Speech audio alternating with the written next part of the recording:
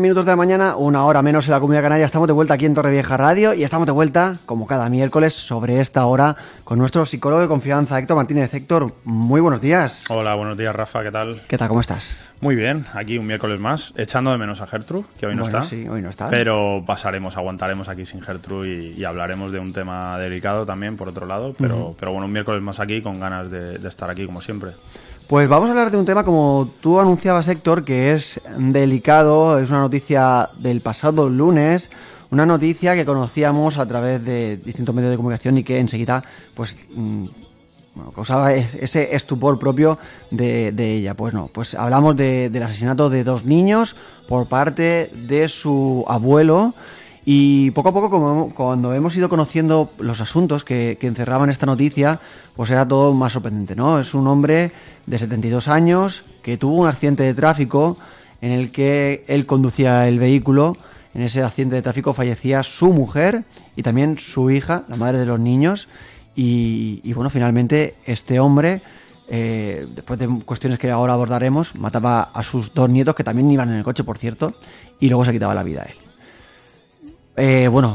No sé, Héctor, ¿qué fue lo primero que pensaste cuando escuchaste este caso? No sé si la primera pregunta la pudiste resolver dentro de tu foro. No sé si la primera de las preguntas sería ¿por qué o qué lleva a una persona a actuar de la siguiente manera, ¿no? A matar a sus nietos y después quitarse la vida. Sí, bueno, yo al principio solo vi el titular que mataba a sus dos nietos y luego sí que leí la noticia y ya vi lo que comentabas, ¿no? Que había tenido ese accidente donde había fallecido su mujer, había fallecido su hija también. Y entonces, bueno, a partir de ahí yo lo que supongo también empecé a entenderlo un poco mejor y yo creo que, bueno, que al final es ese sentimiento de culpabilidad, ¿no? Seguramente el sentimiento de culpabilidad de haber matado a su hija, haber dejado a esos dos niños sin madre. Y luego una idea yo creo que él que tenía en la cabeza también era algo que comentaba también la noticia, que esos dos niños ahora cómo iban a salir adelante sin una madre, ¿no? Digamos, estamos hablando también de una generación o dos anteriores a la nuestra, o por lo menos una y media, y entonces estaba muy presente y yo creo que es obviamente importantísimo, ¿no? Sobre todo pues ese cariño maternal y la figura de una madre para un niño o para una niña es muy importante. Pero hoy en día pues estamos viendo también casos donde pues eso, los padres se separan o a veces incluso no está la madre. Es más común quizá que no esté el padre a que no esté la madre, ¿no? Pero digamos que se puede salir adelante. Pero el pensamiento quizá también viene un poco más del pasado, ¿no?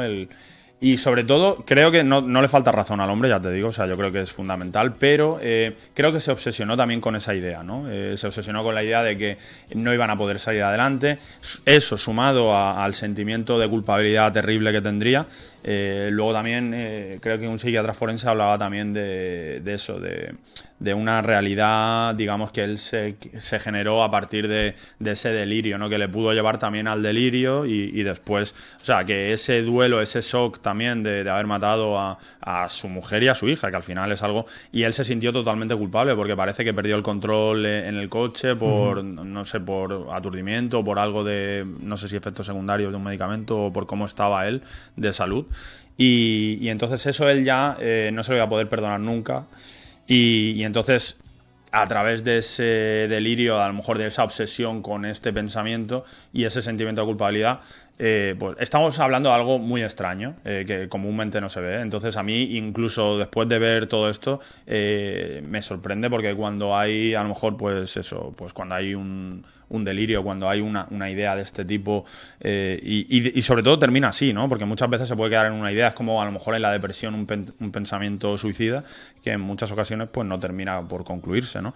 Pero en este caso, cuando termina de esta manera tan terrible, pues es extremadamente impactante y bueno, y una desgracia, ¿no? Yo he estado siguiendo un poquito el caso estas últimas horas. También se hablaba de que por lo contrario que pueda parecer, el hombre sentía un gran cariño por sus nietos, pero sin embargo acaba con sus vidas. Sí, no, por eso, que yo creo que al final, obviamente, no estamos hablando, yo creo, de un caso donde el hombre odiase o que hubiera perdido la cabeza a lo mejor y que de repente odia a sus hijos, sino que yo creo que él los vio desamparados, vio que el padre no los iba a poder sacar adelante y entonces, pues eso, él tuvo pues ese delirio, digamos, o esa idea obsesiva de es que sin su madre no van a poder salir adelante, entonces él pensó, pues mejor que no sufran, porque estos niños, él relacionó la ausencia de la madre al sufrimiento, a que sus hijos, o sus nietos, perdón, iban a sufrir, que no iban a poder incluso salir adelante.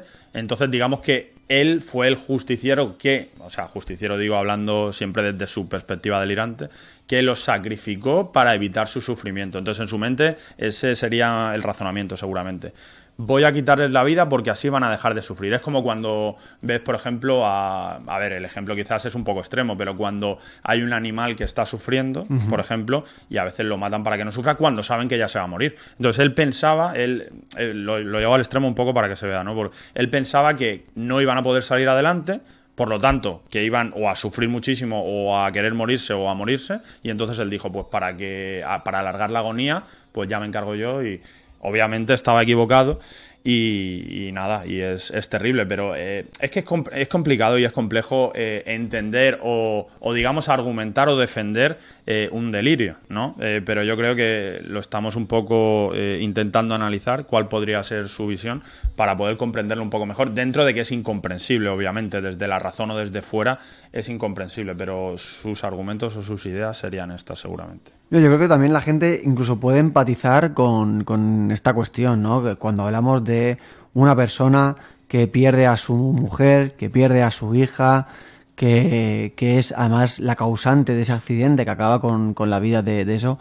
Y yo creo que casi podemos empatizar y casi entender las razones que le llevan al menos a acabar con su vida. Y lo que creo que nos despista aquí un poquito es cómo también se atreve a acabar en este caso con la vida de sus nietos. Sí. No, esto es obviamente lo más sorprendente y lo más terrible también, ¿no? Porque al final que él se quite la vida, de acuerdo, podría ser en cierta medida comprensible después de ese sentimiento de culpabilidad pero ya él, digamos que es como el suicidio ampliado, ¿no? Digamos que esto pasa a veces también, que coges a más personas. Esto se ve a veces también pues en violencia de género también, ¿no? A lo mejor que un padre, pues eso, mata a sus hijos, mata a su mujer y luego se mata a él.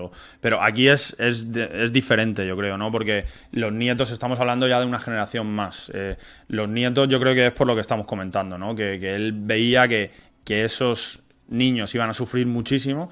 Y entonces él pensó a lo mejor que de esa manera les iba a evitar el sufrimiento, que parecía que, digamos que él no tenía esperanza en ellos, no pensaba que, pues eso, que lo mejor dentro de su delirio era quitarlos de en medio, pero obviamente estaba equivocado y sí que la gente, yo creo que eso, que puede empatizar y ver antes de hacer todo esto, ¿no? Que el hombre pues lo estaría pasando sin ninguna duda el peor momento de su vida. Y el sentimiento de culpabilidad era tal que le llevó al delirio, a perder la cabeza. Y también a tener en cuenta que este hombre tiene ese accidente en el que mueren su mujer y su hija hace casi 2 meses, ocurrió en marzo, y que durante todo este tiempo ese hombre pues ha estado atravesando un duelo tremendo. Sí. Que quizá también durante este tiempo ha estado viendo en sus propios nietos ese duelo, o quizá pensando en que no quería que ellos pasaran por lo que él estaba pasando en ese momento. Claro, sí, él, por supuesto, habría visto también cómo estaban sus nietos, lo que estaban sufriendo. Entonces, dentro de lo que estaba sufriendo él y ver cómo estaban sufriendo sus nietos, él llegó a la conclusión de que sus nietos no iban a poder superar eso, no iban a poder salir adelante sin una madre, no iban a poder tal. Y entonces él ya se vio tan acorralado y tan, digamos, presa de esas emociones tan negativas que estaba sufriendo y no vio salida. Él no vio salida, pero no para él, sino para sus nietos tampoco. Como digo, estaba equivocado porque al final tenían 10 y 12 años, tenían toda la vida por delante. Ojalá se hubiera quitado la vida antes, que siempre hablamos en todos los casos, que creo que es similar, ¿no? Cuando una persona mata a otra o a más personas y luego se quita la vida, ojalá se haya quitado la vida antes esa persona y salvar a personas al final inocentes que querían seguir viviendo, porque nadie aquí es dueño de la vida de nadie, ¿no? Entonces, esto es lo más grave, ¿no? Cuando pasa algo así es una tragedia, es muy triste, sobre todo por las personas víctimas, ¿no? Por las víctimas del asesinato, no por el suicidio, porque el suicidio al final es una decisión personal que yo estoy en contra, porque creo que siempre se puede superar, salir de ahí, de ese estado, aunque cueste mucho, luchando, pues con ayuda, naturalmente, pero se puede salir de ahí, ¿no? Pero cuando te ves tan acorralado y haces eso, es una tragedia sobre todo para las víctimas. Y Héctor, una de las cuestiones que comentaban también, o que han comentado los medios de comunicación, es que quizás el padre de los niños quería mudarse de pueblo, evitar que culpabilizar todavía más quizás al abuelo del accidente, y quería apartarlos del no sé si eso también pues ha sido un poquito detonante quizás de la actuación del abuelo.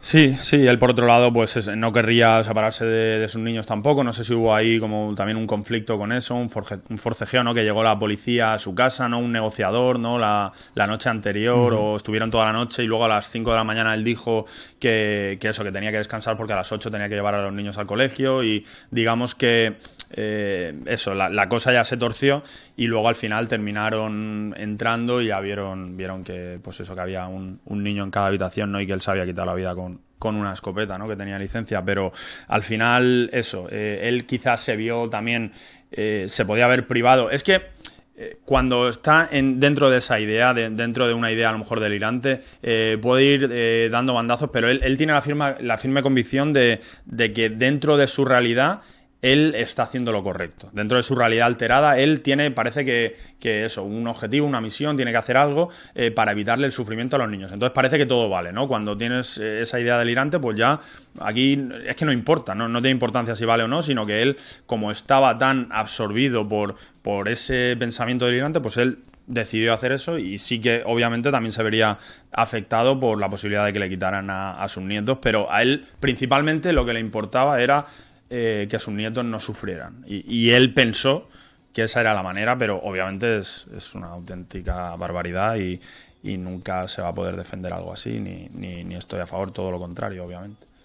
Y esto ya para terminar, ¿en qué estado queda el padre? Claro, porque ha perdido a su suegra, a su mujer, a sus dos hijos, a manos de su suegro. Pues bueno, es difícil de imaginar cómo se debe sentir. Mandarle desde aquí naturalmente todo nuestro apoyo, y nada, debe ser muy complicado, muy difícil.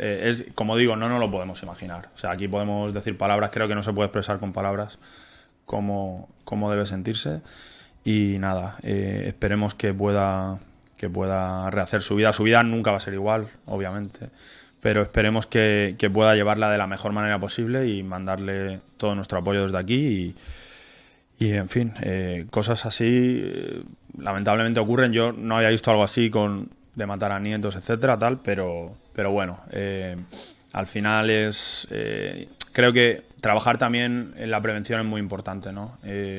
Estos casos por lo menos que nos sirvan para pensar un poco, reflexionar, y no cometer nunca un acto tan terrible, ¿no? Porque al final nuestro malestar no debería ser una excusa para matar a nadie.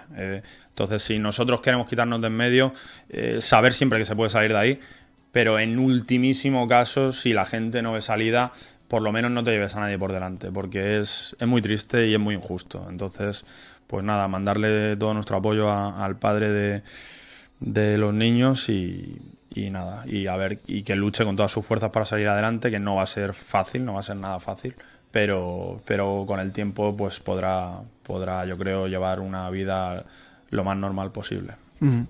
Pues Héctor Martínez, recuérdanos dónde estás para que si alguien quiere entrar en terapia, quiere empezar o seguir, o se encuentra en una situación delicada, o que no se siente bien por cualquier razón, ¿dónde estás y cómo se puede contactar contigo?